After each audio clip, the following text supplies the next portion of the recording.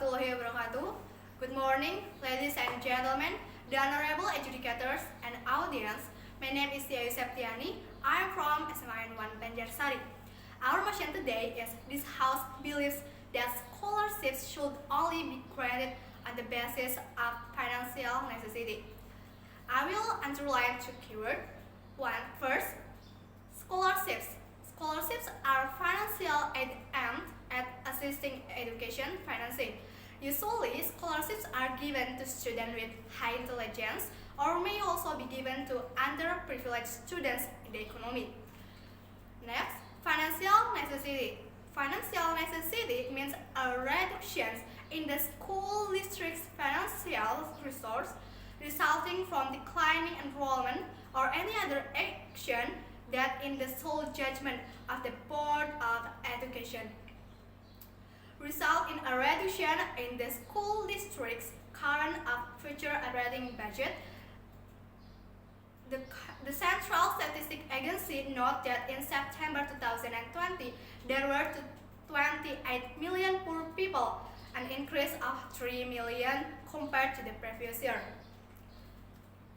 Next, the background of these enforced regulations is likely to even Indonesian education, as in Chapter 31, verse 1 and 2.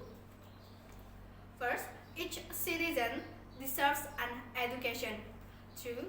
It is compulsory for every citizen to attend a basic education and for the government to pay for it.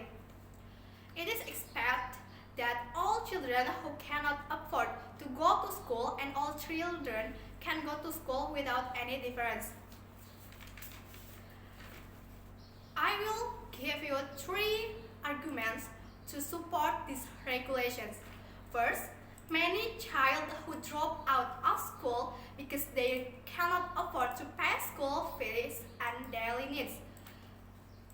Second, if scholarships are not given only to the needy, then the rich get richer and the poor get poorer. And lastly is, these regulations support the inclusive learning programs. Okay, first, many children who drop out of school because they cannot afford to pay school fees and daily needs. The coronavirus pandemic has caused an unprecedented educational emergency, with 9 million children affected by school closure. The economic status of the crisis could push go to 117 million children into poverty, which directly impacts admissions to school students. In light of these facts, the children would need an education fee. They will also be eager to learn because they know that being poor is hard, so they want to get out of it.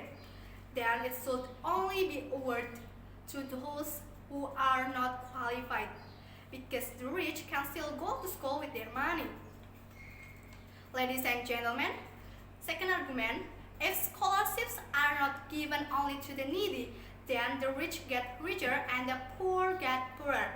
In Indonesia, most wealthy people are educated because of their good education at the early age. If they get scholarships, they don't pay for their education and the money stays. Then they will be even richer. On the other hand, if these rules are not applied, then poor people who can't afford to pay for school, they can boost the economy, and then it gets poorer and poorer. This is definitely with what Indonesia wants. And lastly, these regulations support the inclusive learning program. Inclusive education is the idea concept that gives a child full opportunity gaining his civil rights.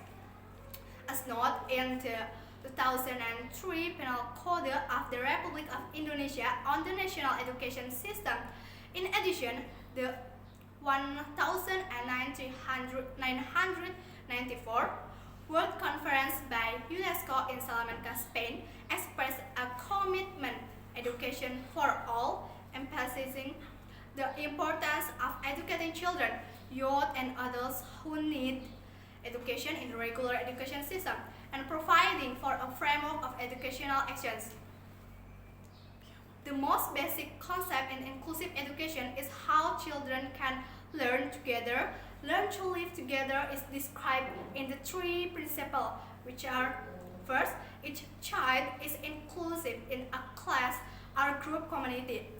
Second, school day is fully regulated through cooperative learning assignments with educational and flexibility differences in choosing the pool. And third, teachers work together and gain specialist learning techniques and training requirements and how to appreciate individual diversity and the differences in class governance. In conclusion, I strongly support this motion. The scholarship should only be granted on the basis of financial necessity. The education is for all children in Indonesia. Indonesia should be able to improve its education. Indonesia should to provide more quality human resource. Because Indonesia is a developing country, it is the government's responsibility to provide scholarships to a growing class. They may also have an inclusive education program to be implemented very well. Thank you for your attention. That's all from me. Wassalamualaikum warahmatullahi wabarakatuh.